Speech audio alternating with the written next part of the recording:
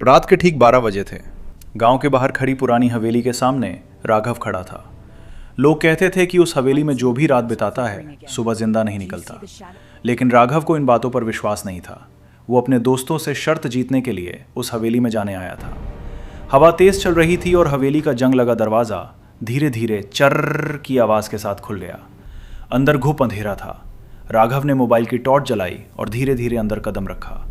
जैसे ही वो अंदर गया उसे लगा कि कोई उसे देख रहा है। दीवारों पर पुराने खून जैसे लाल निशान बने हुए थे। छत से मकड़ी के जाले लटक रहे थे और हर कदम पर फर्श चर चर की आवाज़ कर रहा था।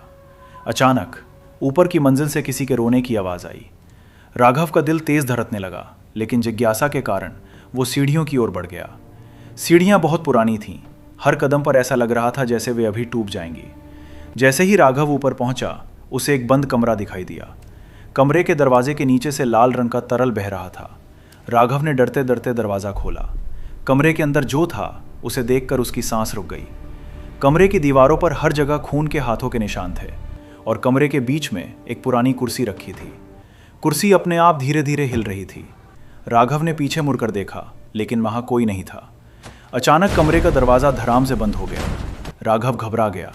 उसने दरवाज़ा खोलने की कोशिश की, लेकिन दरवाज़ा जैसे बाहर से बंद कर दिया गया था। तभी उसके पीछे से किसी की धीमी आवाज़ आई। तुम यहाँ क्यों आए हो? राघव ने धीरे धीरे पीछे मुड़कर देखा। उसके पीछे एक सफ़ेद कपड़ों में औरत खड़ी थी। उसकी आंखों से खून बह रहा था। राघव डर के मारे जम गया। औरत धीरे धीरे उसकी तरफ बढ़ने लगी। वह बोली, इस हवेली में आने वाला कोई भी जिंदा नहीं जाता। राघव पूरी ताकत से दरवाज़ा पीटने लगा। तभी अचानक दरवाज़ा अपने आप खुल गया। राघव बिना पीछे देखे सीढ़ियों से नीचे भागा, लेकिन जैसे ही वह नीचे पहुंचा, उसका खून जम गया। हवेली का मुख्य दरवाज़ा गायब था। जहां दरवाज़ा होना चाहिए था वहां सिर्फ दीवार थी। तभी ऊपर से हंसी की भयानक आवाज़ गूंजने लगी। राघव डर के मारे चीख पड़ा।